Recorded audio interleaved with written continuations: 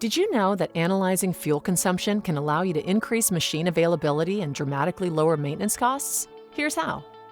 An hour spent hauling out of a pit and an hour spent idling at shift change have entirely different impacts on lubricants and truck components, so why would they contribute equally to maintenance scheduling?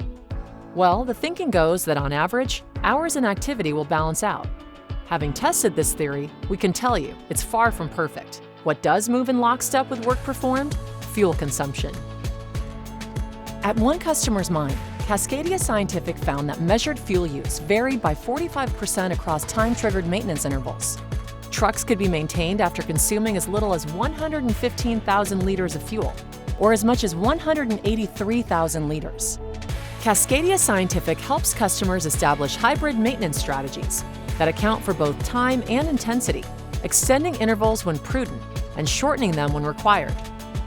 With these strategies in place, customers use the SmartR View portal to track maintenance progression and forecast upcoming service dates based on enhanced triggers.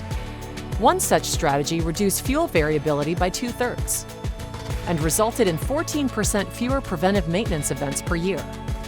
With Cascadia Scientific, maintain a strategy, not to schedule. Contact us today.